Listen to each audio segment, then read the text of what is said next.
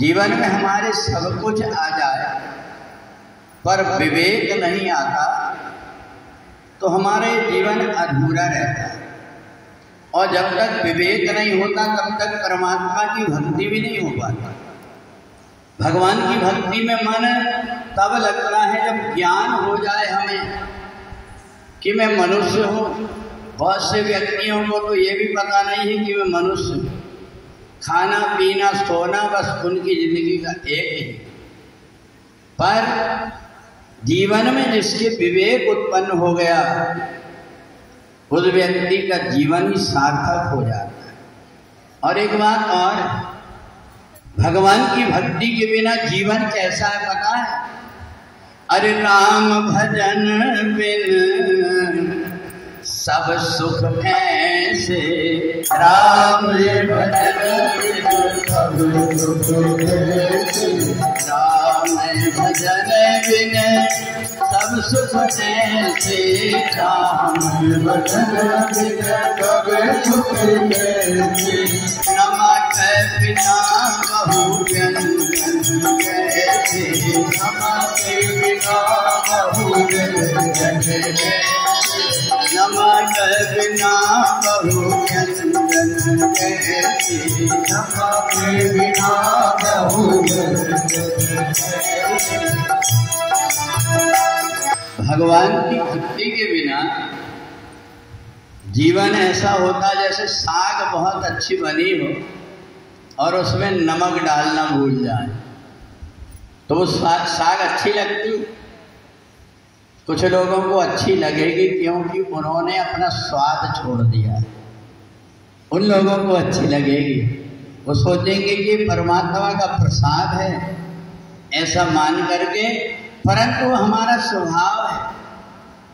ये जीवन भी अगर हमारे जीवन में परमात्मा की भक्ति नहीं है तो ये जीवन अधूरा अधूरा रहता है।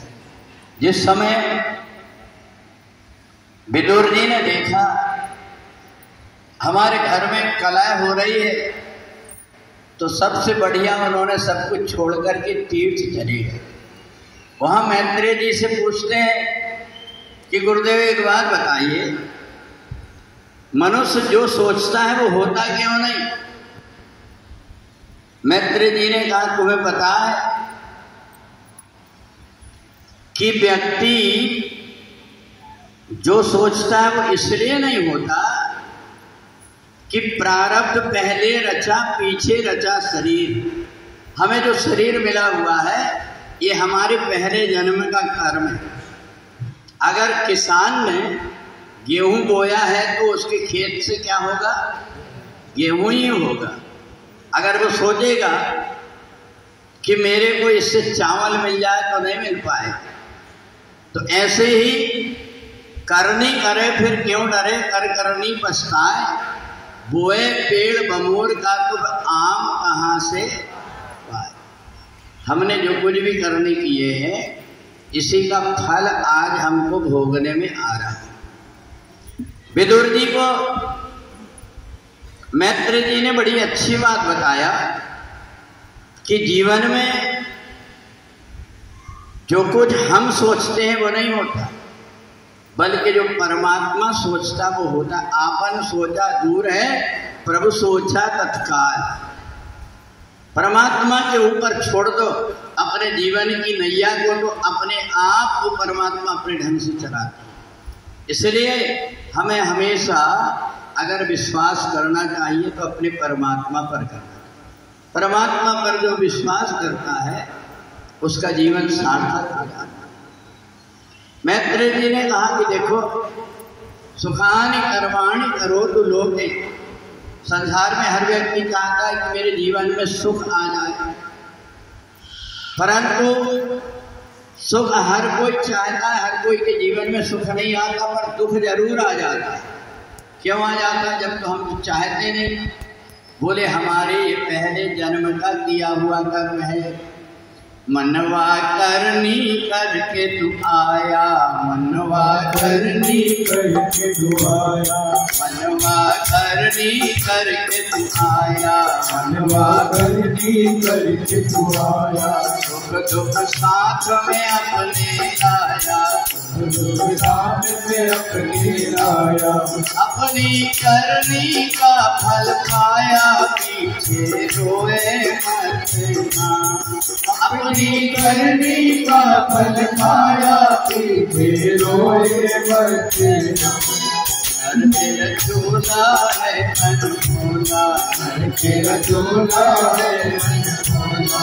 बिरथा खोए मत ना, नींद मन सोए मत ना। बिरथा खोए मत ना, नींद मन सोए मत ना। बिरथा खोए मत ना, नींद मन सोए मत ना। बिरथा खोए मत ना, नींद मन सोए मत ना। तेरा झूला है अनमोला, तेरा झूला है अनमोला। बिरथा खोए मत ना, नींद मन सोए मत ना। बिरथा खोए मत ना, नींद मन सोए मत ना। भगवान ने हर चीज बड़े सोच विचार करके बनाया है। अगर भगवान वाणी नहीं बनाता, अपने साथ में जो कोई बैठा हुआ है इसको बोल नहीं पाता। आज हमारी भी वो दशा होती कि बोल नहीं पाता, कान से व्यक्ति सुन नहीं पाता, पर पता है आदमी बोलता कौन नहीं। बोले वो व्यक्ति नहीं बोलता जिसको भगवान ने बोलने के लिए दिया है, पर राम जी का कन्हैया का कभी नाम नहीं। वो व्यक्ति सुन नहीं पाता जिसने कभी भगवान की कथा नहीं सुना। कि जिन हरि कथा सुनी नहीं गाना, जिन हरि कथा सुनी नहीं गाना। श्रवण रंग हरि भावन समाना। श्रवण रंग हरि भवन समाना। जिन हरि कथा सुनी नहीं गाना, जिन हरि कथा सुनी नहीं गाना। श्रवण रंग हरि भवन समाना। श्रवण रंग हरि भवन समाना।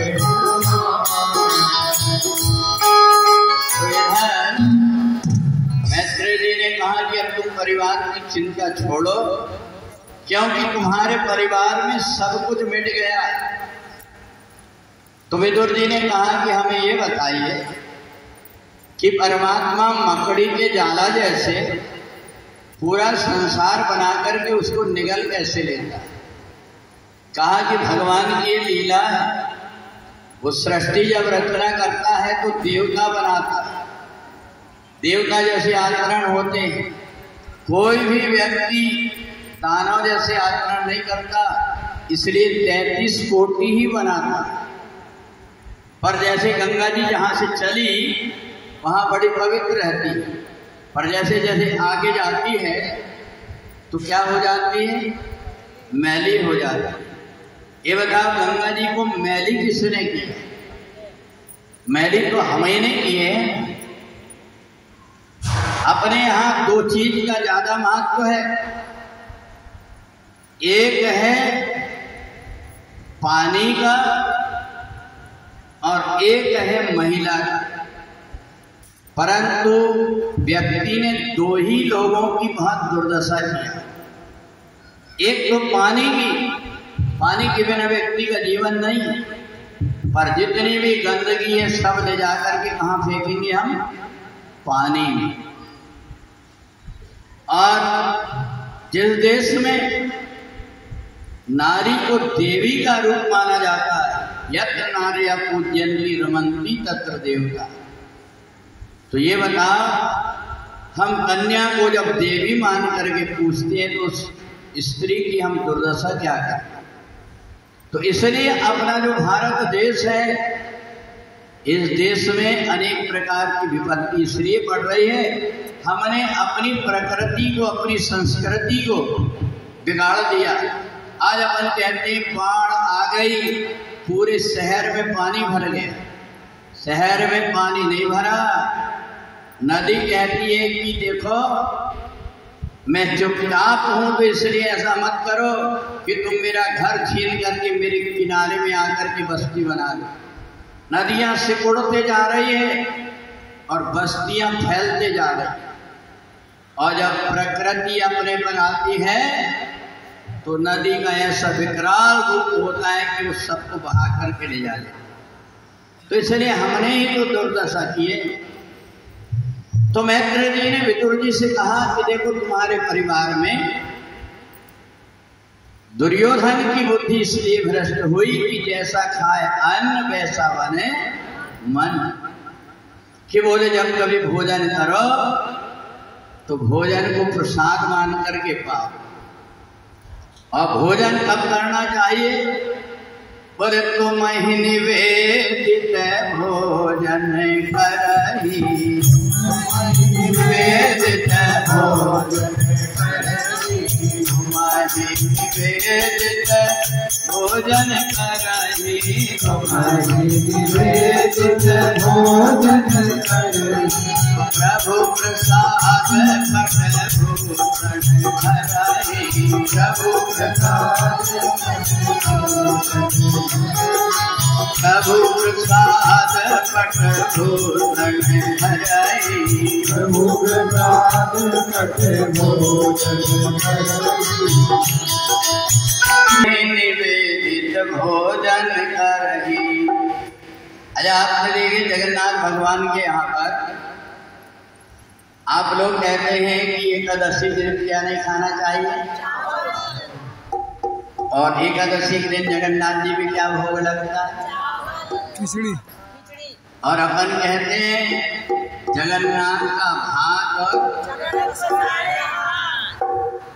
और यहाँ एकादशी आप देखना उल्टी लटकी हुई। कहते हैं ये सब जितने प्रकार के प्रपंच ये हमने ही पाले हुए। यहाँ से अपने जहाँ पर रहते वहाँ पास में मंदिर रहता है तो नहीं जाता व्यक्ति। और यहाँ ऑटो वाले बोलते हैं कि 10-12 मंदिर घुमाएंगे, सोचते हैं वो 10-12 जगह ले जाएगा, वो दिखा देता ये और व्यक्ति चला आता है वैसे। तो इसलिए बुद्धि, मैत्रेय जी ने कहा ये बुद्धि व्यक्ति की भ्रष्ट हो गई। अपने बगल में घर के मंदिर है, देखना वो कभी जाकर के जाता नहीं। और यहाँ बाहर आकर के जहाँ पर उसको बैठ करके शांति से और भगवान की आराधना करना चाहिए, तो यहाँ आकर के भटकते रहते हैं। कई लोग हैं ऐसे भटकते रहते हैं कि यहाँ जाएंगे वहाँ जाएंगे वहाँ जाएंगे, और ऐसे हो जाते हैं लस्ट होकर के कि बिल्कुल चलने लायक नहीं हो। 1-2 जगह गए और फिर दिन भर भटकते रहते हैं। तो इसलिए जब तक के विवेक नहीं होता तब तक के व्यक्ति भटकते रहता है, जहाँ तहाँ भटकते रहता है। और एक बात और है कि अभी बहुत से लोगों को ये लग रहा था कि यहाँ आने के बाद में भी जगन्नाथ भगवान में यहाँ तृप्ति नहीं हुई, बोलते गंगा सागर भी जाए। गंगा सागर जिनको जाना है वो पहले ही कथा के होकर के आ गए। अब यहाँ से जिनको गंगा सागर जाने के लिए रास्ते में बैठ करके देखते रहते हैं, ना सागर मिलता उनको ना गंगा मिलती। अरे अगर गंगा में गोता ही लगाना है तो ये क्या है? अरे पूछो रघुपति कथा प्रसंगा, पूछो रघुपति कथा प्रसंगा, पूछो रघुपति कथा प्रसंगा, पूछो रघुपति कथा प्रसंगा। सकल लोक जग पावनी गंगा, सकल लोक जग पावनी गंगा, सकल लोक जग पावनी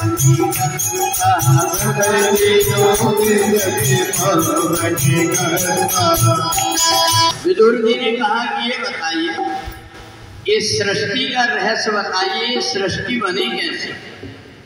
बोले तुमने मकड़ी को देखे हो? जाला बनाने के लिए मकड़ी कहाँ से सामान लाती है? कहीं से सामान नहीं लाती। जैसे ही मकड़ी चली और अपनी लार से पूरा जाला बनाकर तैयार कर, और जब उसको मिटाना रहता है उस लार को फिर से अपने अंदर निगल लेती है। ऐसे ही परमात्मा भी है। जब देखता है परमात्मा कि मेरी सृष्टि बिगड़ रही है, यहाँ मनुष्य नहीं रह गया, जानवर बन गया, उस समय पर आदि शक्ति भगवती जगदम्बा को आर्डर देते कि जाओ इन सब को अपने अंदर समेट लो। आदि शक्ति भगवती जगदम्बा के शरीर से जो बहुत दिनों तक के पानी नहीं गिरता, धूप इतनी तेज हो जाती है तो तड़प तड़प करके व्यक्ति मरने लगते हैं। तो उस समय पर आदि शक्ति भगवती जगदम्बा के शरीर से पानी की धार बह करके पूरी सृष्टि को पूरा जलमय कर दे। जितने भी अंडज पिंडज स्वेदज उद्भिद हैं वो सब की सब पेट में चले जाते। फिर बचते हैं 3 देवता। तो 3 देवता में भगवान भोलेनाथ को अपनी समाधि में ध्यान में लग करके त्रिशूल के ऊपर बैठ जाते हैं। भगवान नारायण ब्रह्मा जी को अपने पेट में निगल करके और छोटा सा रूप बना करके, और आदि शक्ति भगवती जगदम्बा एक वट के वृक्ष के ऊपर पत्ते में छोटे से गोपाल को छोड़ देती और उनको देखने के लिए अपने योग माया को लगा। और जिस समय बहुत दिनों तक प्रलय रहता है तो आदि शक्ति भगवती जगदम्बा को लगता है कि मेरे को सृष्टि की उत्पत्ति करना। आदि शक्ति भगवती जगदम्बा उसी पानी के अंदर टिलोल करके और पानी के फपोले से 3 देवताओं को प्रकट कर देती है। बोलिए जगदम्बा मैया की।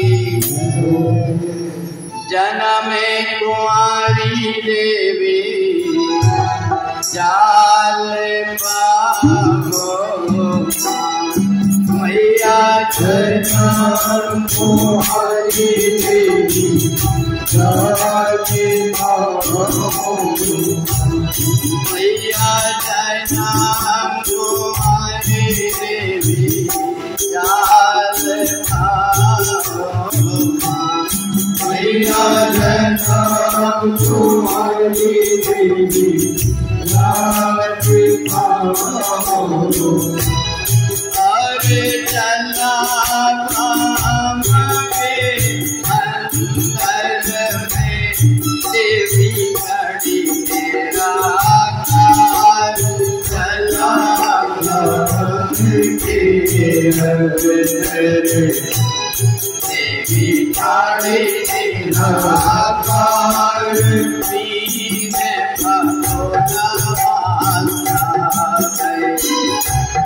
मैया करत बेचार, जनम कुंवारी देवी जाल पावो। मैया जनम कुंवारी देवी जाल पावो मैया, जनम कुंवारी देवी जाल पावो। बोला जब थोड़े है ब्रह्मा ने आवर बोला जब थोड़ी ब्रह्मा ने अवतार, 4 वेद उनके घर में ब्रह्मा करत बेचार, जनम कुंवारी देवी जाल पावो मैया, जनम कुंवारी देवी जाल पावो। मैया जन्म तुम्हारे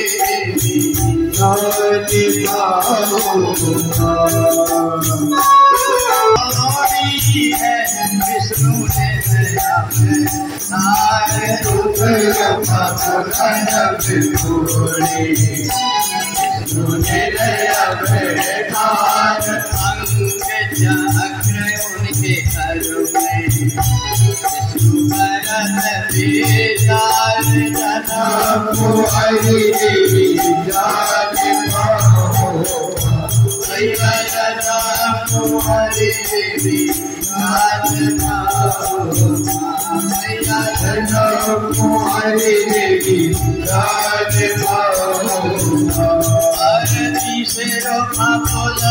में थोड़ी है संभुले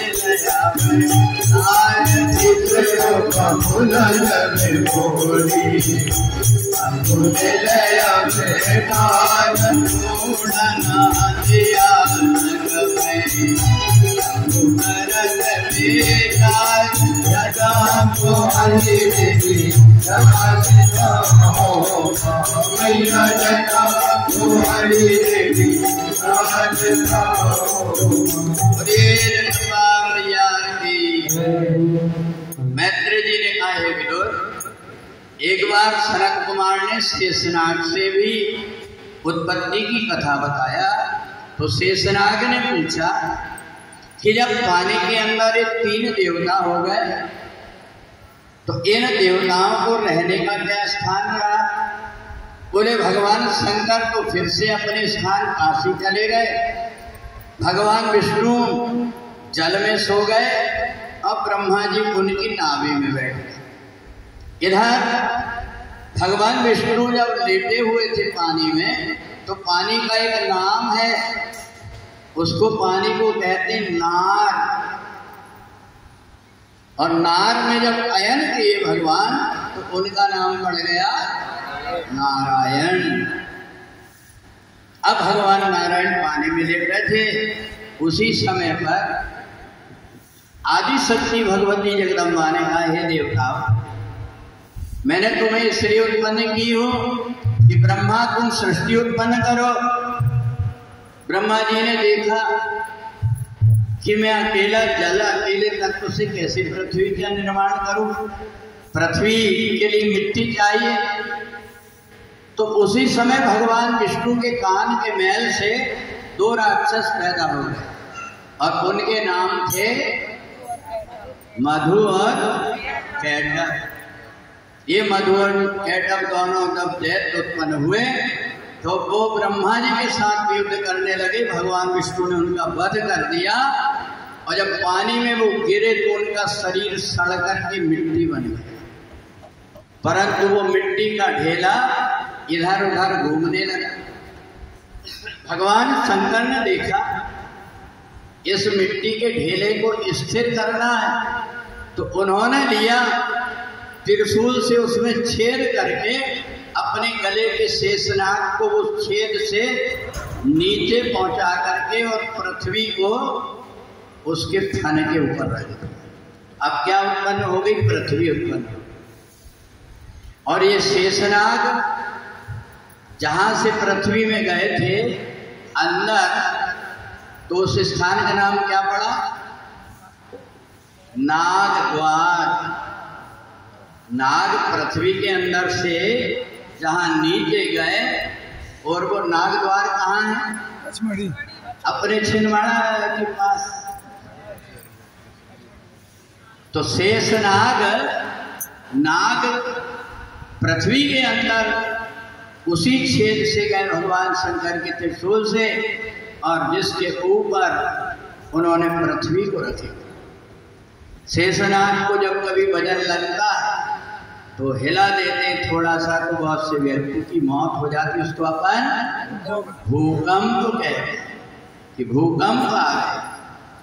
अब इधर तीनों देवताओं ने एक दिन आदि शक्ति भगवती जगदम्बा से प्रार्थना की कि माँ हमें ऐसी शक्ति दो ताकि हम सृष्टि को उत्पन्न कर सकें। तो देखें एक केवल भगवती जगदम्बा है, जो सबको ताकत देती। देवी पूज पद कमल तुम्हारे, असुर नर मुनि सब होए सुखारे।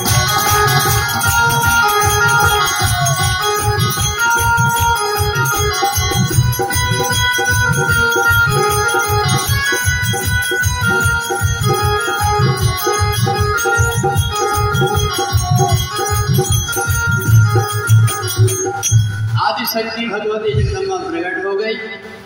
कहा तुमने मेरी याद की है? बोले हाँ माता जी, हमें बताइए हम आगे क्या करें। कहा कि तुम सृष्टि उत्पन्न करो, मैं तुम्हें बुद्धि देते जाती हूँ। तो देवताओं ने कहा कि अगर हमें आपके दर्शन करना होगा तो हम कहाँ ढूंढेंगे। माता जी ने कहा तुम देखना चाहते हो मैं कहाँ रहती हूँ? बोले हाँ। तो कहा तुम ऐसे नहीं जाओगे।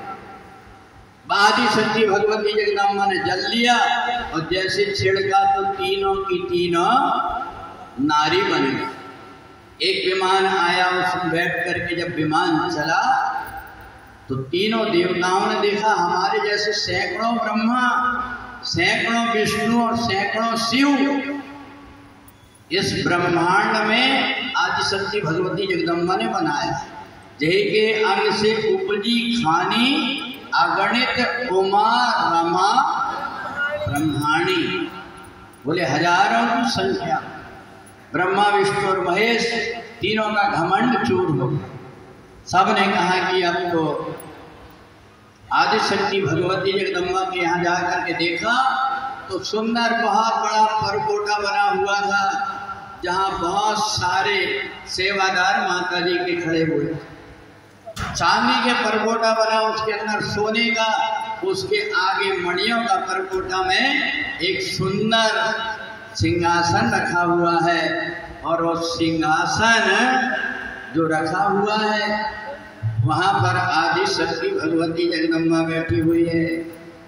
आदि शक्ति भगवती जगदम्बा को जैसे भगवान भोलेनाथ ने देखा, उनके द्वारा भगवती की आराधना शुरू हो गई। तो इसलिए आदि शक्ति भगवती जगदम्बा जहाँ पर रहती है उस स्थान को कहते माता का भुवन। और वहाँ जो माता जी रहती उनका नाम है भुवनेश्वरी देवी। कहते हैं यहाँ पास में भुवनेश्वरी देवी का मंदिर। इधर उधर तुम जाते हो, वहाँ गए कि नहीं गए? गए कोई? हाँ बोले वो गए। भुवनेश्वरी देवी है। तो सारे देवता उन्होंने 64 योगिनियों को देखा और वहाँ माता जी के यहाँ नृत्य करने लगे। बोले भुवनेश्वरी माता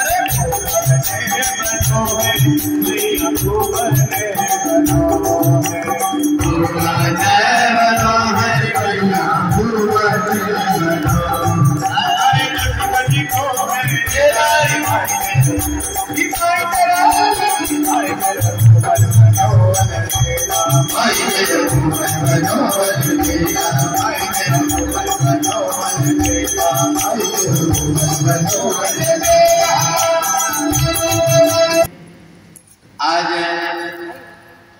यहाँ जगन्नाथपुरी धाम में हम लोगों ने आदि शक्ति भगवती जगदम्बा ने इन देवताओं की कैसे उत्पत्ति की ये कथा को सुना। अब ब्रह्मा जी ने सबसे पहले सृष्टि उत्पन्न करने में मनु और शत्रुघ्न को उत्पन्न किया। उनके द्वारा 3 कन्या और 2 पुत्र की उत्पत्ति। एक का नाम था उत्तानपाद और एक का नाम था प्रियव्रत। और 3 कन्या थी देवहूति, आकुति और प्रसूति। इधर सुखदेव जी राजा परीक्षित से कहते, राजा जीवन में व्यक्ति को बड़े संभल करके चलना पड़ता है और जो भगवान के द्वार में रहते हैं उनको भी संभल करके चलना पड़ता है। भगवान के दरबार में 2 द्वारपाल थे, एक का नाम था जय और एक का नाम था विजय। अपन जब कभी बोलते हैं ना, बोली जगदम्बा मैया की, आप लोग को पता है कि आप जय क्यों बोलते हैं? जय क्यों बोलते हैं? जय इसलिए बोलते हैं कि जो व्यक्ति जय बोलता है भगवान की, उसकी हर जगह विजय होती है। ये 2 भाई हैं, जय और विजय, इसलिए हर कोई व्यक्ति जय बोलता है। पहले जय राम जी की करके भगवान का नाम लेते थे। तो जय इसलिए बोलते हैं कि जो जय बोलता उसको हमेशा हर काम में विजय प्राप्त। एक दिन जय और विजय दोनों को पता नहीं कैसी बुद्धि खराब हो गई। दोनों ने कहा भैया बहुत हाथ पैर दुख रहे, क्या करना चाहिए? तो कहा एक काम करो, कहीं से दारू पी लो, शराब। तो ऐसा मत करना है कि थक गए तो अपने को भी लगा दो। तो देखो ये जो शराब है दोनों ने पी लिया, और जब दोनों ने शराब पी लिए तो दोनों एक दूसरे को कहे कि देख मैं तेरे को कैसा दिख रहा हूं, तो दूसरा कहे मैं तेरे से कौन कम हूं, मेरे को देख। इतने में सनत कुमार आ गए। सनत कुमारों ने कहा भैया हमें भगवान के पास जाना है, ये फूल लेकर। कहा नहीं तुम कोई नहीं जाओगे हमारे, ये बताओ हम दोनों में कौन अच्छे दिख रहे हैं। अब वो सनत कुमार अगर जय को कहे तो विजय नाराज, विजय को कहे तो जय। कहा दोनों की दोनों सुंदर दिख रहे। तो दोनों ने कहा हम तुम्हें भगवान के पास नहीं जाने देते, तुमने हमारा न्याय नहीं किया। सनत कुमारों ने बहुत समझाया पर शराब पीने वाला व्यक्ति मानता नहीं। अच्छा एक बात और, शराब पीने वाले आदमी को पता नहीं कहां से ताकत आ जाती, 2-2, 3-3 आदमी से बचता नहीं। एक बार एक आदमी ने शराब पी लिया और शराब पी करके रोड में ऐसे पूरी रोड में लहरा के चले। एक आया दौड़ के बोले अलग हो जा, अलग हो जा। देखो हाथी में बैठ करके राजा साहब आ रहे हैं। बोले कोई राजा नहीं, मैं सबसे बड़ा महाराजा। राजा ने देखा शराब पी करके नाटक कर रहा है, उसको जैसे पास में राजा आए तो राजा से कह रहे नीचे उतर, मैं तेरे हाथी को खरीदूंगा। राजा ने अपने मंत्री से कहा एक काम कर, इसको जरा पकड़ करके और जेल में बंद कर दो। उसको ले जा करके जब जेल में बंद किए, ठंडी के दिन आधी रात में जब उसकी दारू उतरी तो पूरा ठिठुर गया, बिल्कुल एक कोना में पड़ा और सोचने लगा कि कल राजा पता नहीं मेरे को क्या सजा देंगे, कहीं ऐसा ना हो जाए कि मेरे को फांसी हो जाए। राजा भी बुलाए, राजा बड़े समझदार थे। राजा ने कहा क्यों रे, तू कल हाथी खरीद रहा था, कितने पैसे तेरे पास बताना। जो देखा तो दोनों जेब फटे। बोले तू खरीद रहा था हाथी? उन्होंने कहा नहीं हुजूर, खरीदने वाला बोले रात ही वो करके चला गया। तो देखो ये जय और विजय ने सनत कुमारों का जब अपराध किया, उन्होंने श्राप दे दिया कि जाओ हम तुमको श्राप देते, तुम राक्षस बन जाओ। इतने में भगवान आ गए। भगवान ने कहा देखो तुमने संतों का अपराध किया है, इसलिए तुम्हें श्राप तो लगेगा पर केवल 3 जन्म राक्षस बनो। तो जय और विजय ने कहा हमारा उद्धार कैसे होगा? बोले मैं खुद अवतार लेकर के तुम्हारा उद्धार करूंगा। वही जय और विजय पहले जन्म में क्या बने? हिरण्यकश्यप और हिरण्याक्ष। भगवान ने इन दोनों का, हिरण्याक्ष और हिरण्यकश्यप का जब पहला जन्म हुआ तो ये किसके पेट से उत्पन्न हुए? कश्यप और दीदी के पेट। 100 साल तक दीदी ने अपने पेट में रखी। बाद में जब ये बालक के जन्म हुआ तो ये अत्याचार करना शुरू कर दिए। अब राक्षसों की पहचान क्या है? बोले माँ नहीं मात पिता नहीं देवा, माँ नहीं मान पिता नहीं देवा, माँ नहीं मात पिता नहीं देवा, माँ नहीं मान पिता नहीं देवा, साधुन से करवा वही सेवा,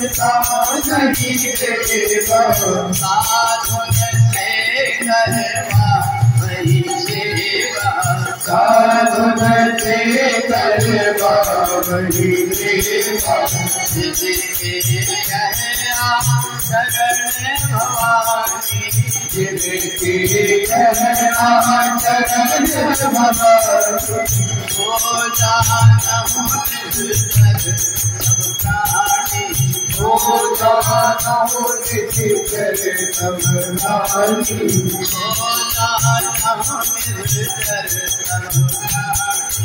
हो जाना निस्तर सब प्राणी।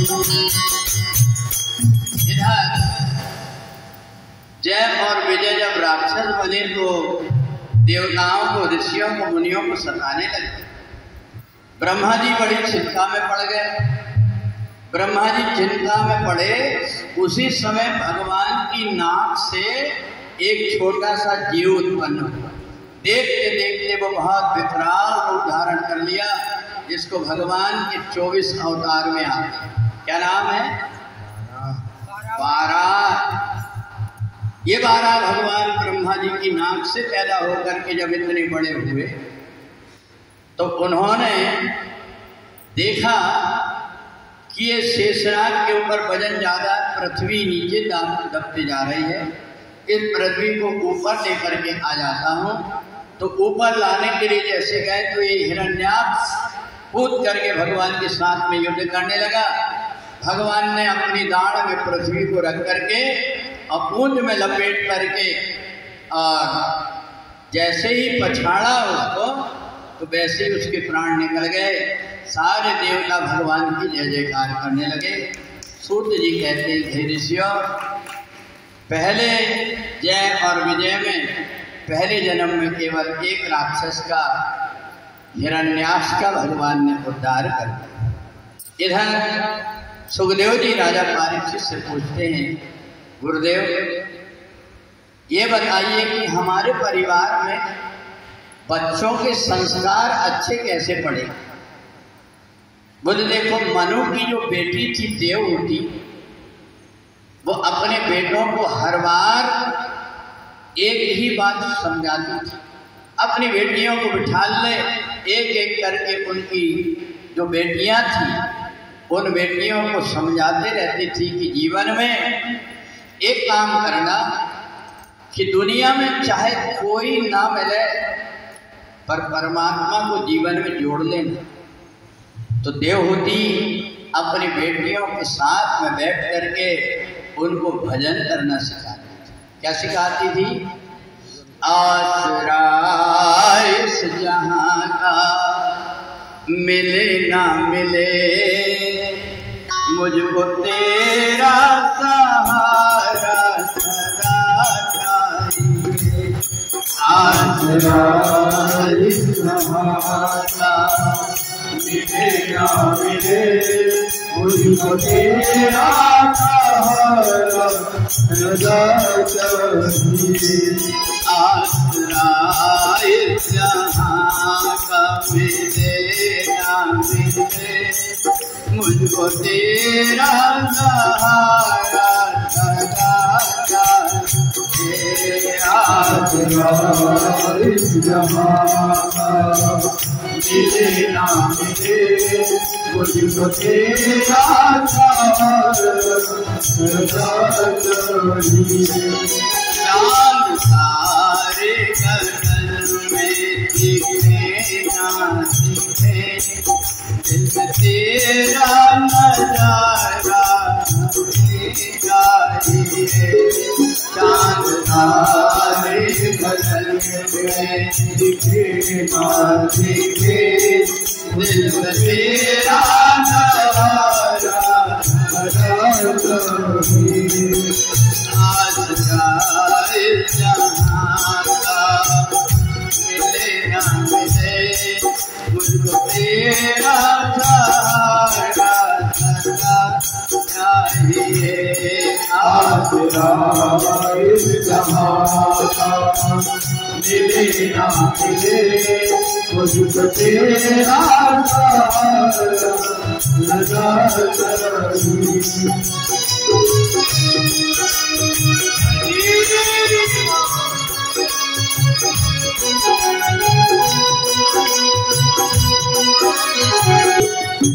देवहूति ने देखा मेरे से ज्यादा तो भक्ति में मन मेरी बेटियों का लगा हुआ है।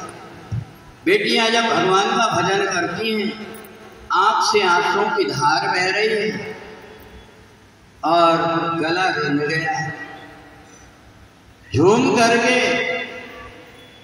और जब उन बेटियों को देखा परमात्मा के भजन में, तो देवहूति ने अपने गले से लगा लिया, बेटी आज मैं धन्य हो गई तुम जैसी बेटियों को प्राप्त करके, क्योंकि तुमने परमात्मा में अपने मन को लगा दिया। और जो बेटियां परमात्मा में अपने आप को लगा लेती, भगवान को उनकी हर समय चिंता रहती। उन बेटियों का विवाह भी ऋषियों के साथ में हुआ और उन्हें भी ऐसा साथ मिल गया कि हमेशा परमात्मा की भक्ति करने। बड़ी मुश्किल से ऐसा परिवार मिलता जहाँ की पति और पत्नी दोनों के बीच में कोई प्रकार का मतभेद ना होकर के सुख संपत्ति रहती। और एक बात और है, जिस घर और परिवार में पति और पत्नी मिलकर के रहते हैं, उनके यहाँ पर अपने आप सब प्रकार की सुख और संपत्ति अपने आप आ जाती। यहाँ देवहूति ने अपनी बेटियों को एक एक करके विदा कर दिया। 9 की 9 बेटी जब चली गई तो देवहूति ने अपने पति से कहा कि देखो मेरे मन में एक इच्छा है कि एक बेटा हो जाए। गर्दम ऋषि ने कहा ठीक है देवी, पर एक बात है, बेटा जैसे जन्म होगा वैसे तुम्हें आज्ञा देना पड़ेगा, मैं संन्यास ले लूं। देवहूति ने कहा कि ठीक है, एक दिन हमें शरीर को छोड़ना, इसके पहले परमात्मा की भक्ति में लग जाओगे, मेरी कोई दिक्कत नहीं। और एक बेटे का जन्म हुआ जिसका नाम क्या था? कपिल देव। जैसे ही कपिल का जन्म हुआ, उनका जात कर्म संस्कार हुआ और लंगोटी लगा करके हाथ में कमंडल और दंड धारण करके और कर्दम ऋषि जब जाने लगे तो देवहूति की आंख में आंसू आ गए। जिस पति ने मेरे को हाथ पकड़ करके 7 घावरे फाड़ करके और अग्नि के समक्ष अपना स्वीकार किया था, आज मेरे को छोड़ करके जा रहे।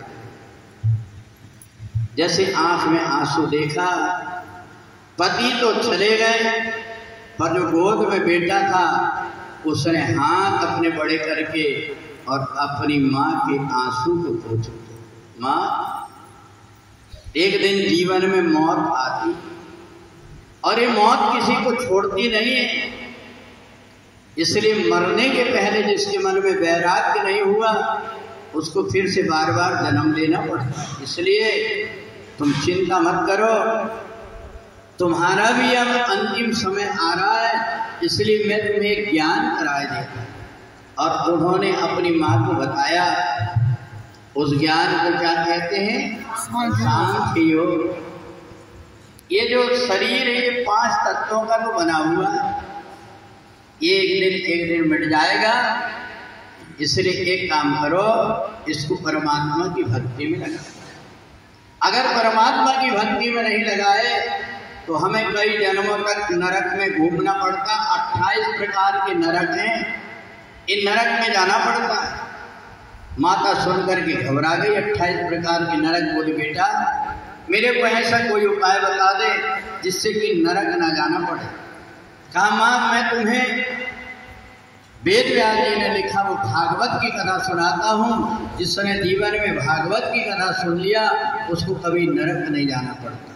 और एक बात और है, अपने घर में कथा सुनने से जितना पुण्य होता है उससे 1000 गुना पुण्य होता तीर्थ में आकर की कथा सुनने।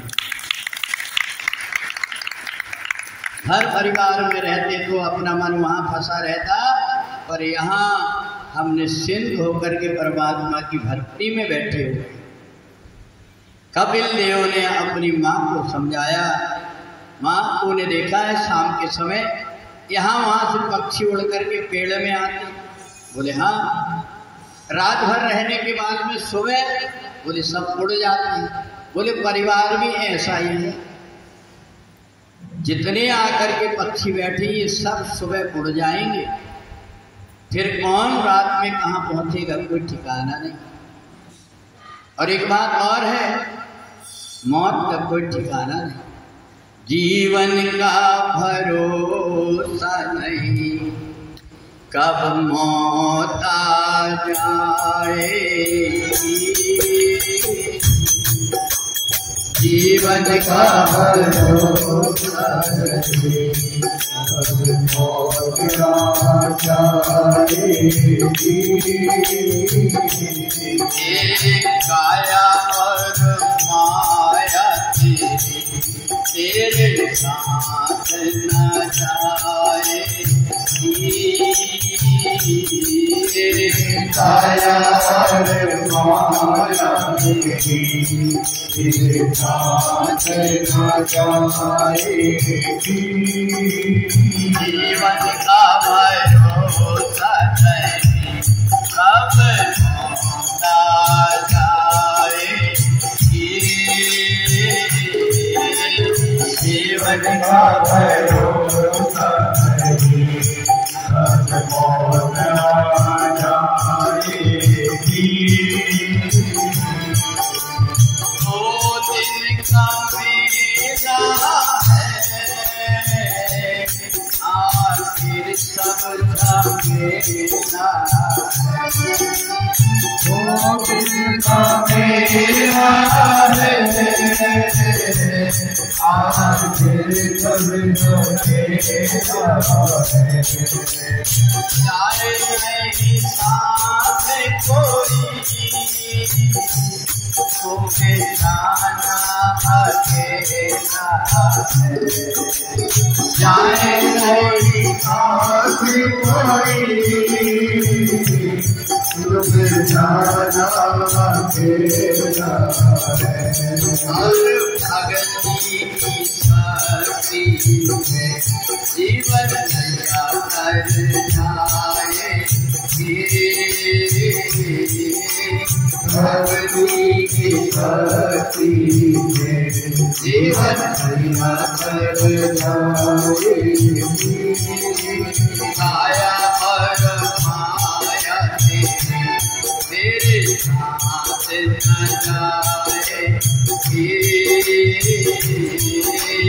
आया माया तेरे साथ न जाएगी। कपिल देव ने अपनी माँ को ज्ञान करा दिया। संसार में कोई किसी का नहीं होता। जो माँ अपनी गोद में जिन बालकों को पालती है, वो बालक उसको अंत में त्याग करके वृद्धाश्रम पहुंचा देता है। एक बुढ़िया माँ थी, पति की मृत्यु हो गई, गर्भवती थी। जिस समय बेटा का जन्म हुआ तो बेटा की एक आंख में दिखाई नहीं दे रहा था। डॉक्टरों से पूछी कि एक बात बता, मेरे बेटे की आंख खराब है, कैसे ठीक होगी? बोले तुम्हारे पास पैसे ढेले नहीं है, तुम गरीब हो, तुम नहीं करा पाते। बोले नहीं, कोई तो उपाय होगा। बोले अगर तुम्हारी एक आंख निकाल करके लगा दूं तो ये ठीक हो जाए। माँ ने कही अब तो मेरे को भी मरना ही है, मेरे बेटे की आंख ठीक हो जाए, इसलिए एक आंख निकाल करके उसने अपने बेटे को लगाया।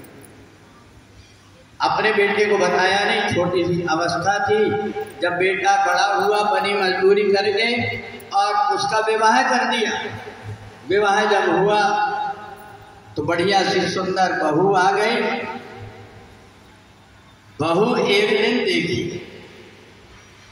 कि अब ये सास को तो यहाँ से घर से कैसे अलग करे, तो उन्हें अपने पति से कहा सुनो, ये कानी बुढ़िया का मुंह देख करके मेरा मन खराब होगा, इसको यहाँ से कहीं बाहर कर।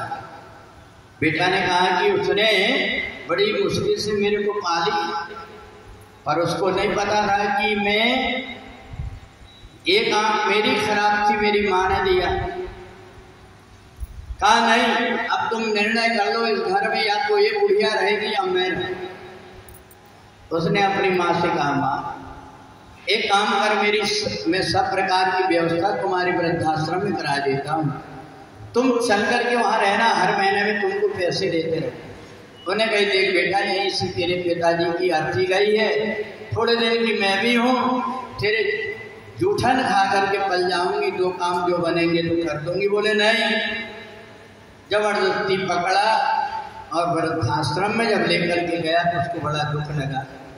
मैंने जिस बेटा को बड़े मुश्किल से पाली, आज उसने मेरे को बेघर कर दिया। बेटा हर महीना उसको 500-500 रुपये देता गया, परंतु वो रात दिन रोते रही, दुबली हो गई। आस पास वालों ने देखा, अभी माता बेटा के लिए बड़ी परेशान हो रही है, कुछ खा पी नहीं रही है। उन्हें बेटे को पत्र लिखा कि तुम्हारी माता जी को आकर के देख जाओ बीमार। उसने कहा आप भी लोग इलाज करा देना, मैं तो पैसे दे रहा हूँ। थोड़े दिन के बाद में जब उसने देखा बुढ़िया ने, अब मैं तो संसार से जाने वाली हूँ। एक कोई पास में था, उससे बहन से चिट्ठी लिखाई कि बेटा जब तू पैदा हुआ था तेरी एक आँख खराब थी, मैंने अपनी आँख दे करके तेरे को सोची जीवन में कलंक न लगे, इसलिए मैंने अपनी आँख दे करके और तेरी आँख को ठीक कराई थी।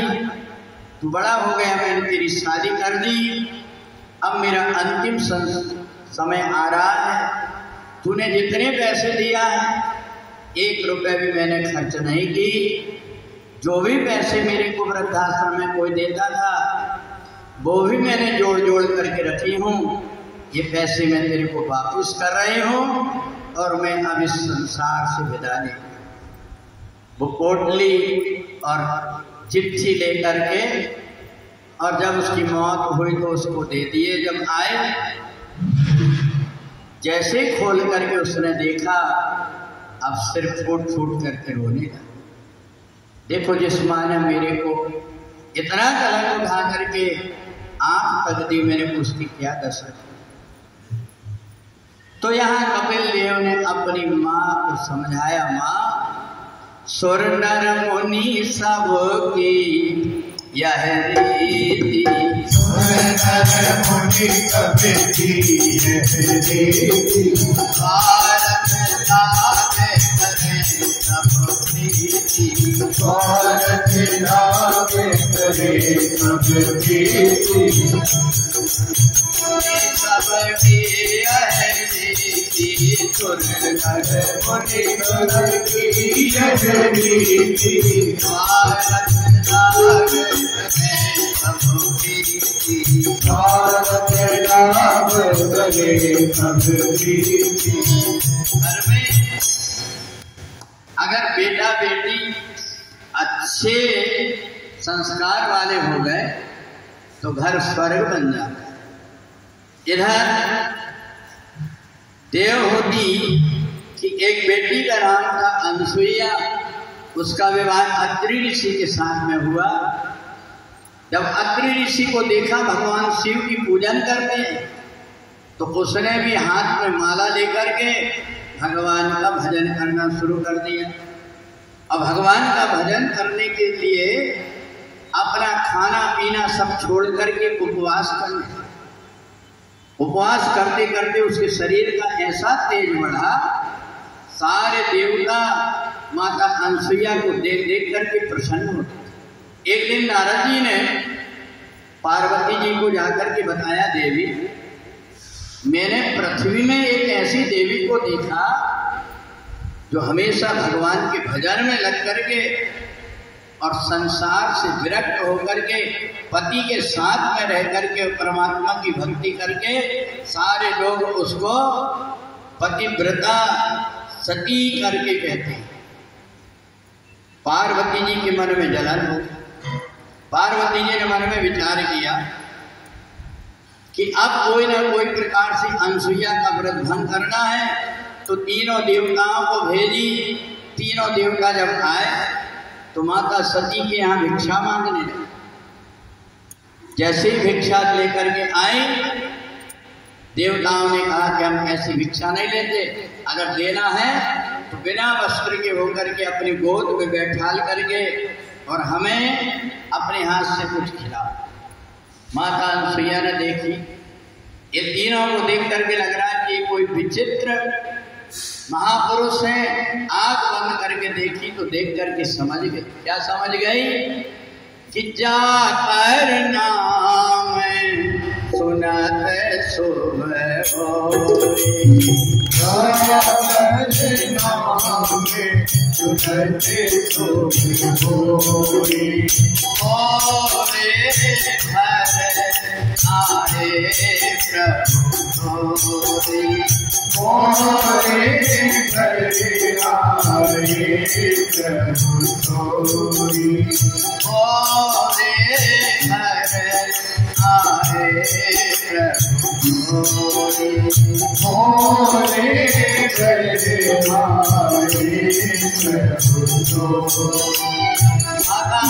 समझ गई ये तो ब्रह्मा विष्णु महेश है।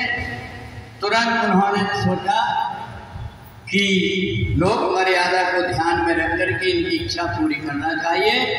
जल लेकर के जैसे छिड़की तो तीनों की तीनों देवताओं को 6-6 महीने के बालक बने। तो भजन का ये प्रभाव है कि तीनों देवताओं को 6-6 महीने के बालक बना। अब इधर तीनों देवियों को खलबली मच गई, पार्वती, लक्ष्मी, सरस्वती को। नारद जी ने और जाकर के बता दिया, तुम्हारे यहाँ जो तीनों देवता हैं उनके दर्शन कर लो जाकर। जैसे माता ने देखी, बोले तो कोई बालक है? बोले बालक नहीं है, ये तुम्हारे पति। चित्रकूट में धूम मची है अनसुईया के अंगना, तीनों देव झूले देव झूले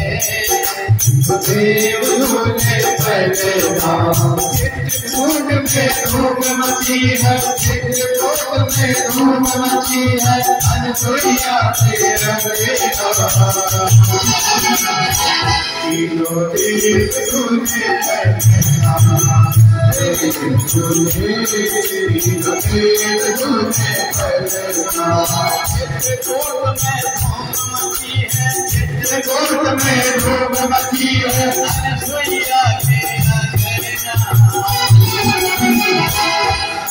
तीनों देव झूले बैठना, देव झूले, तीनों देव झूले बैठना, ब्रह्मा भी झूले और विष्णु भी झूले, ब्रह्मा भी झूले और विष्णु भी झूले, संग संग झूला झूल रहे, संग संग झूला झूल रहे,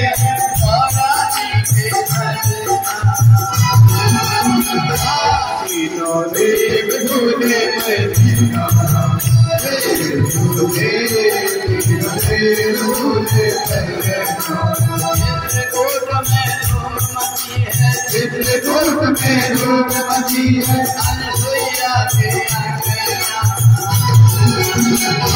तीनों देव झूले बैठना, देव झूले, तीनों देव झूले बैठना, देव झूले बैठना, देव झूले, देव झूले बैठना, बोले सच्चिदानंद भगवान की जय। माता अनसुईया ने तीनों देवताओं को जब बालक बना दिया तो इन तीनों को बड़ा आश्चर्य लगा। ये तीनों माता सती के पास पहुंच गई और कहा हमारी गलती हो गई, हमने स्त्री स्वभाव के कारण तुमसे द्वेष रखा, हमारे अपराध को क्षमा कर। माता अनसुईया चरणों में गिर गई, कई बहन मैं तुम्हारे चरणों की दासी हूँ, मेरे से क्षमा याचना। बोले बताओ तुम्हें क्या चाहिए? बोले हमारे पति जैसे थे वैसे करके दे दो। माता ने जैसे ही जल छिड़का तो तीनों देवता अपने स्वरूप में आ, पर तीनों देवताओं की आंख से आंसू बहने लगे कि बताओ हमने सती अनसुईया माता की परीक्षा ली। इधर भगवान विष्णु ने कहा देवी हम तुम्हारे ऋणी हैं, तुम हमसे वचन मांगो, जो वरदान मांगोगी हम देंगे। तो अत्रि और अनसुईया ने कहा कि देखो आप बालक बन करके तो आए पर हमारा मन तृप्त नहीं हुआ, हम आपकी बाल लीला को नहीं देख पाए, इसलिए आप हमारे घर में बालक बन करके आइए। तो तीनों की तीनों देवता अनसुईया माता और अत्रि के यहाँ जन्म लेकर के आए। ब्रह्मा जी चंद्रमा बन करके, विष्णु जी दत्तात्रेय बन करके और भगवान भोलेनाथ दुर्वासा जी बन करके आए। ये घर और गृहस्थी में रह करके इन तीनों देवताओं को अपने घर में बुला दिया। तो इसलिए भगवान को केवल प्रेम से जो भजता है, भगवान उसके यहाँ कोई न कोई रूप धारण करके आ जाते हैं। ये तो भगवान को इन्होंने बेटा बना करके, परंतु अगर अपने सोचे कि भगवान को भक्ति करने के लिए बुढ़ापे में भक्ति करना चाहिए, तो क्या ये तुम्हारे मन का भ्रम है? जिस समय मनु के बेटा उत्तानपाद की दो पत्नी थी, सुनीति और सुरुचि। सुरुचि ने ध्रुव को जैसे ही पिता की गोद से नीचे पटका, उसको वैराग्य हो गया। उसने मन में विचार किया पिता की गोद में बैठने से ईर्ष्या और द्वेष हो रही है, तो मैं पिता की गोद को छोड़ करके परम पिता की गोद में बैठूं। और नारद जी से कहा मेरे को ऐसा उपाय बताइए जिससे मेरे को परमात्मा की प्राप्ति हो जाए। नारद जी ने कहा बेटा एक काम करो, मैं तुम्हें 12 अक्षर का मंत्र देता हूँ, तुम उसका जाप करना। तो ध्रुव बचपन से उस मंत्र को जपने लगा। ओम नमो भगवते वासुदेवाय, ओम नमो भगवते वासुदेवाय।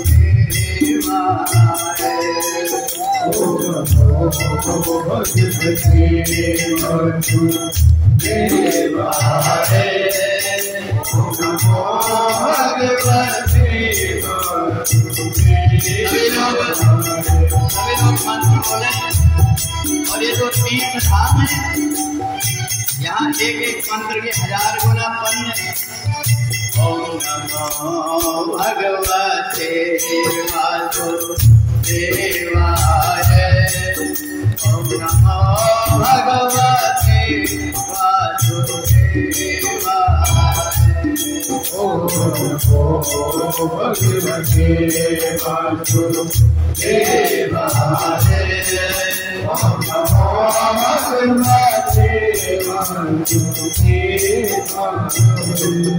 ओम नमो भगवते ओम नमो भगवते वासुदेवाय। ओम नमो भगवते वासुदेवाय। ओम नमो भगवते वासुदेवाय। ओम नमो भगवते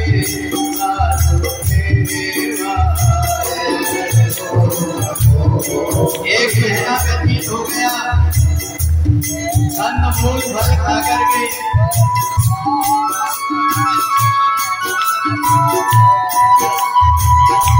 भगवते वासुदेवाय।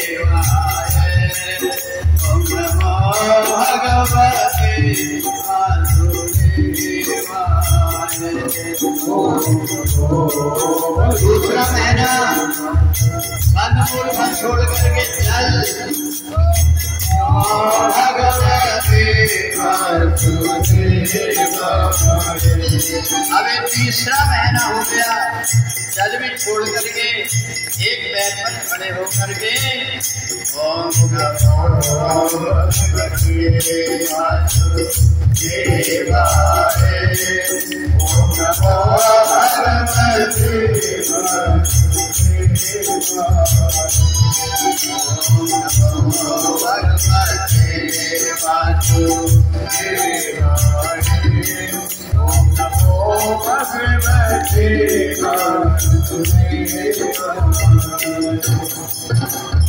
चार महीने तक जाप करते रहे और तुमने 2 मिनट में ही बहुत से लोगों के मुंह बंद बन। तो बताओ भगवान कैसे मिले?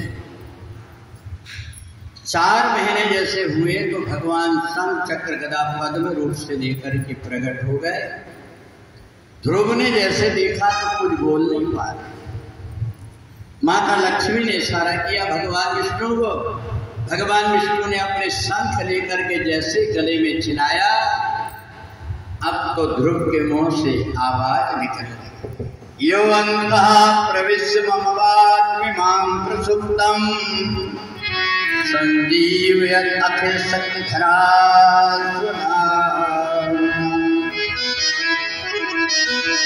वाणी में कहा शक्ति है जो आपके गुणगान गा सके। मैं तो आपकी कृपा से ही कुछ बोल पा रहा हूँ। जैसे ही ध्रुव ने बोला, भगवान ने तुरंत लेकर के गोद में ले लिया। ध्रुव क्या चाहिए? पिता की गोद? बोले नहीं। परम पिता की गोद? बोले हाँ। बोले मैं उत्तर दिशा की तरफ सुंदर आसन बना देता हूँ, जहाँ तुम बैठ करके देखना कि जगन्नाथपुरी में कौन कौन बैठ करके भागवत की कथा सुन रहा, उनके नाम लिखना।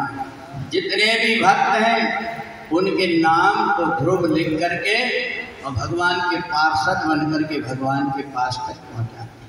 बोलिए भक्तवत्सल भगवान।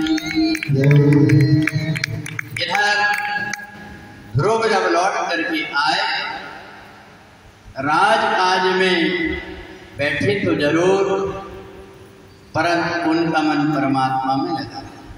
ध्रुव हमें क्या सिखाते?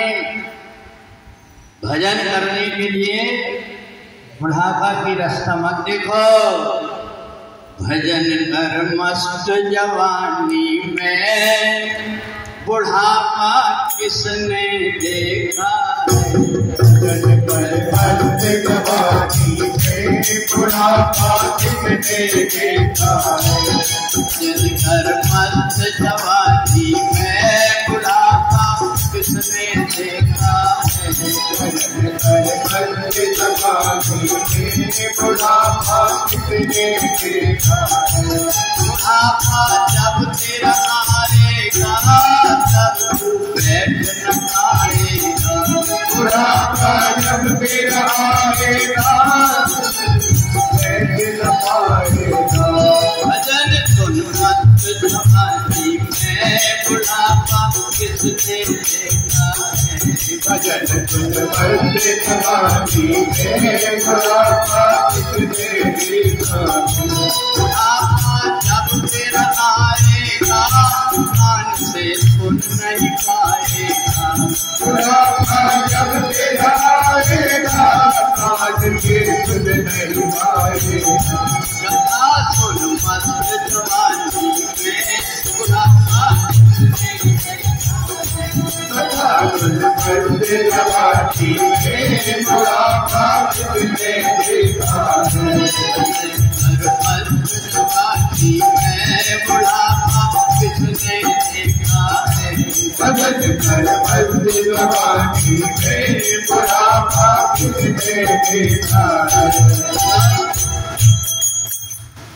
समझदार व्यक्ति को इशारा बहुत होता है।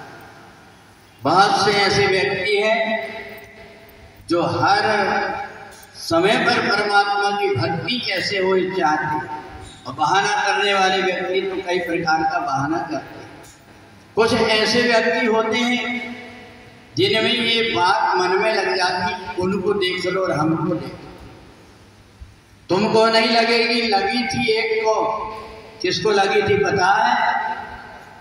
होए न विषय बैराग, भवन बसत भा चौथपन, हृदय बहुत दुख लाग, ये तो जन्म गयो हरि भजन बिन। किसको लगा? मनु को, जिनकी मैंने कथा सुनाया था, मनु और शत्रुपा। शत्रुपा ने कही सुन रहे हो, तुम्हारी बेटी की बेटी ने तीनों देवताओं को प्रकट कर लिया। उधर से फिर दूसरे दिन सुन रहे हो, तुम्हारे नाती ने भगवान को 4 महीने में ही दर्शन कर लिया। अब तो मनु की आंख से आंसू है। देवी, आज तो तुमने मेरी आंख खोल दिया। अरे परवश राज सुखई सब दीना, अरे परवश राज सुखई सब दीना, परवश राज सुखई सब दीना, परवश राज सुखई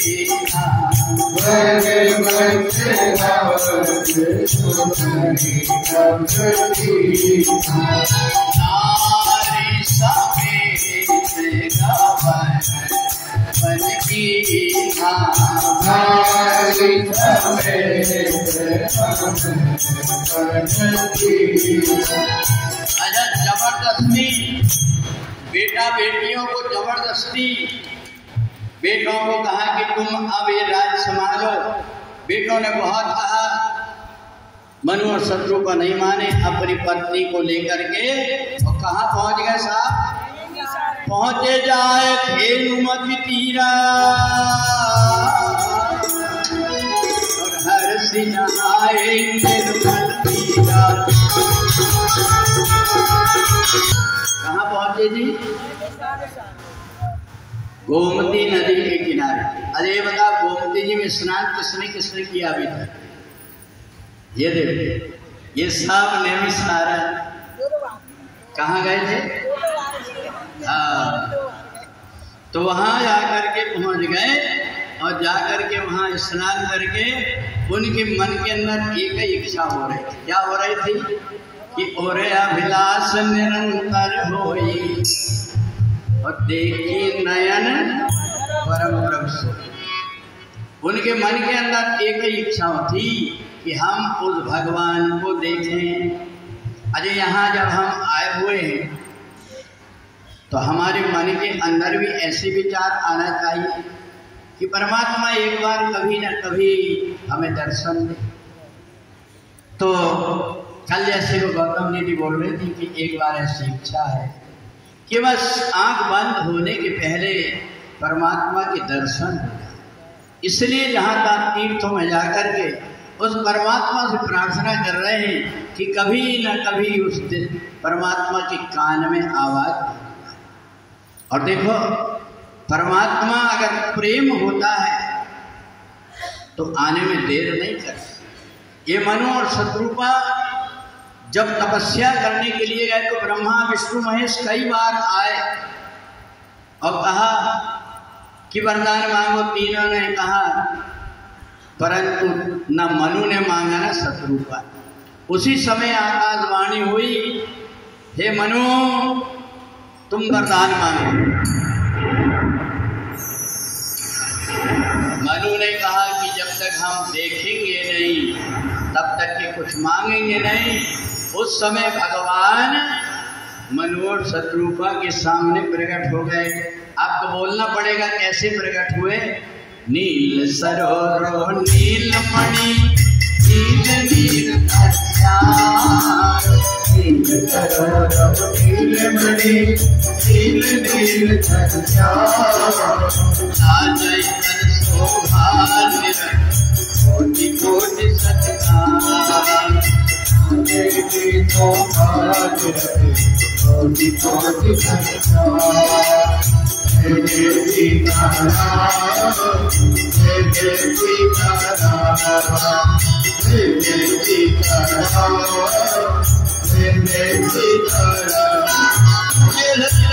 भगवान की इतना सुंदर बालक के रूप में भगवान प्रकट हुए और बगल में आदि शक्ति खड़ी हुई है।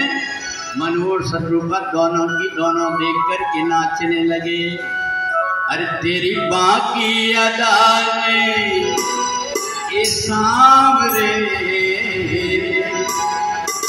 मुझे तेरा दीवाना बना दिया।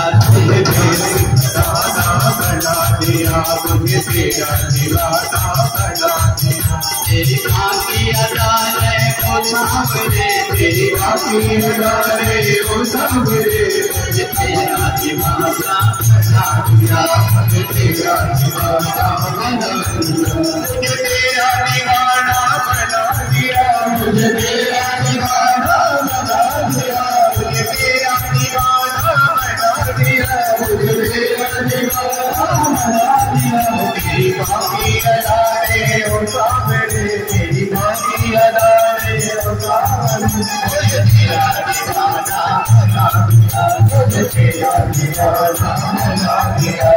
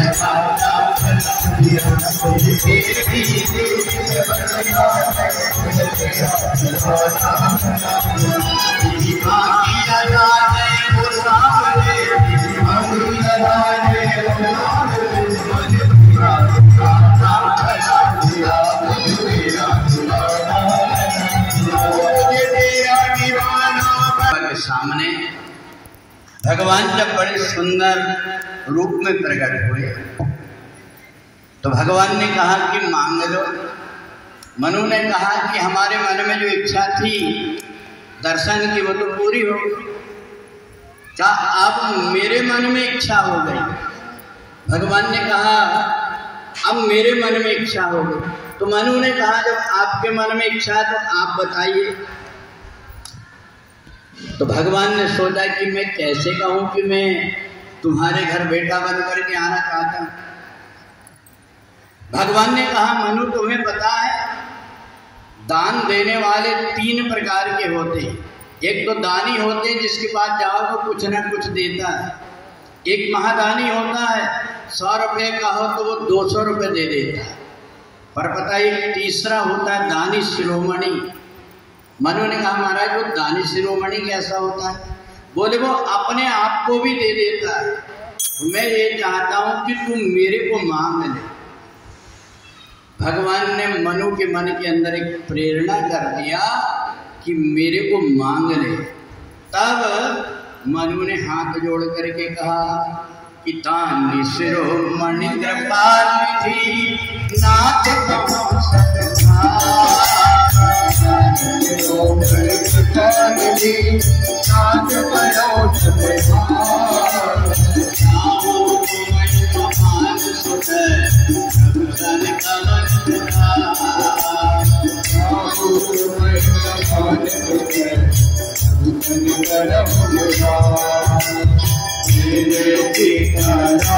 इधर मनु ने भगवान से मांगा मैं तुम्हारे जैसे बेटा चाहता हूँ और भगवान ने देने में देर नहीं किया। कहा कि आप सरिस खोजो कहाँ जाई और न बताओ तनय खूब में आए, मैं तुम्हारा बेटा बन करके आया। अब भगवान को लगा कि इनसे शत्रुपा से भी पूछ लो। शत्रुपा से पूछा तुम बताओ तुम्हें क्या चाहिए? बोले मेरे को क्या चाहिए बताओ। बोले बताओ।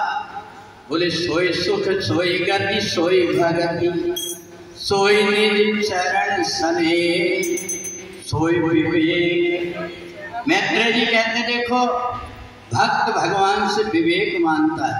सोई विवेक सोई रहनी प्रभु हमहि कृपा करिए। भक्त की जितनी बातें हैं पूरी की पूरी मांग ली सकती। महाराज मनु नहीं मांग पाए पर शत्रुपा ने भगवान से सब कुछ मांग लिया और यही जाकर के दशरथ और कौशल्या बने। राजा दशरथ और कौशल्या के रूप में जब प्रकट हुए तो उनके यहाँ भगवान राम लक्ष्मण भरत और शत्रुघ्न ये 4 रूप से आकर के प्रकट। सुखदेव जी राजा परीक्षित से कहते परीक्षित भगवान जब कभी आते हैं ना वो अकेले नहीं आते। भगवान अपने साथ कुछ ना कुछ लेकर के आते हैं। बोले भगवान अपने साथ क्या लेकर के आते हैं? बोले आनंद परमानंद और ब्रह्मानंद। ये 3 प्रकार के आनंद लेकर के आते हैं भगवान। अब इधर तीनों की तीनों रानियां गर्भवती है। चैत्र का महीना आया, शुक्ल पक्ष लगा, 9वीं की तिथि आई और सारे देवता आकर के आकाश में भगवान की स्तुति करने लगे। जय जय सूर्यनायक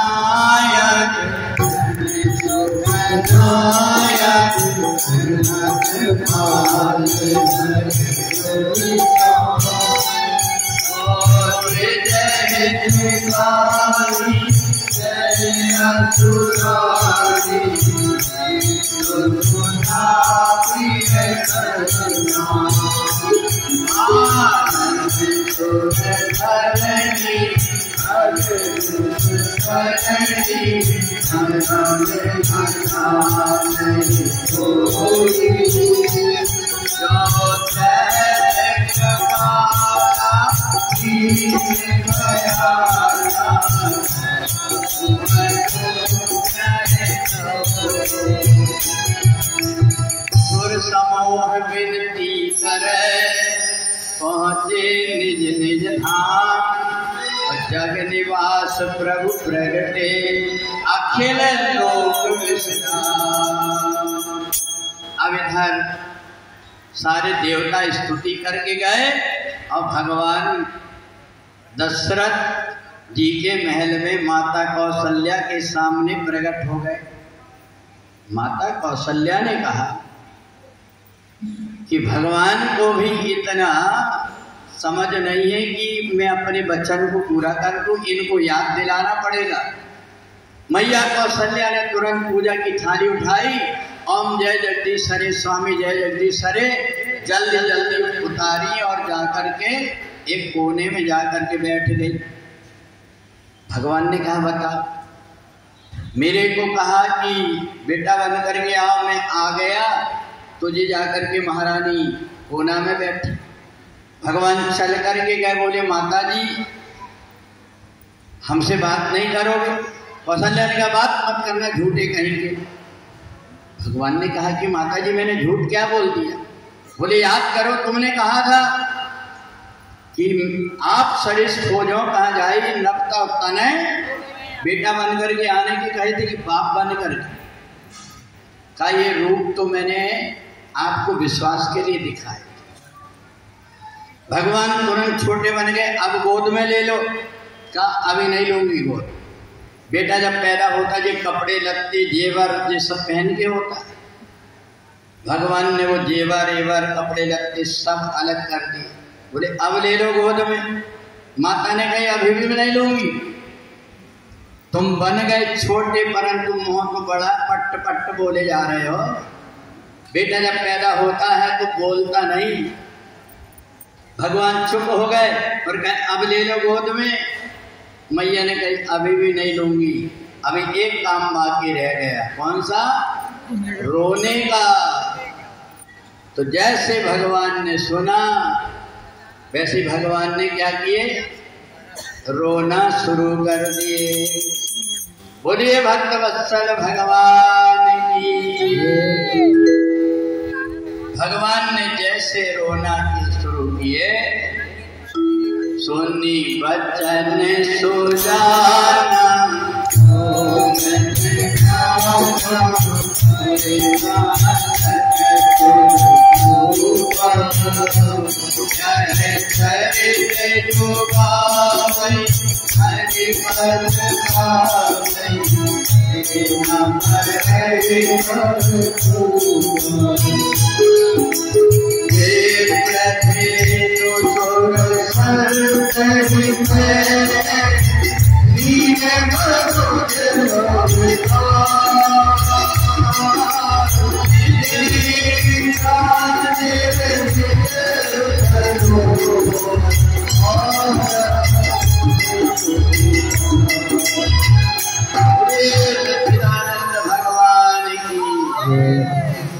दासी ने कहा ये बालक के रोने की आवाज आ रही।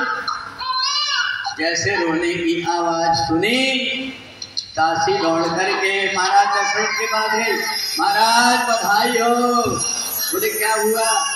महारानी कौशल्या को बेटा हुआ। इधर से केकई की दासी आई, महाराज बधाई हो। बोले क्या हुआ? बोले माता किसको? केकई को एक बेटा हुआ।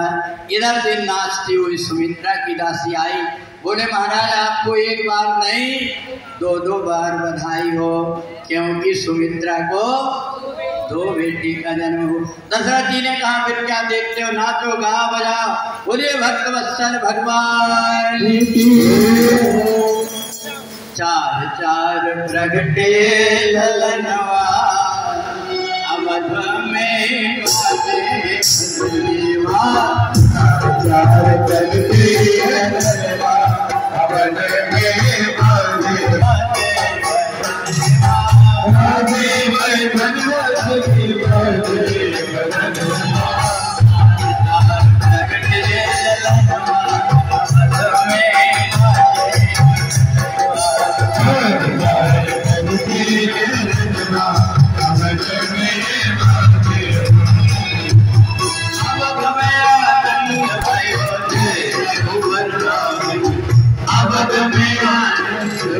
अब धरना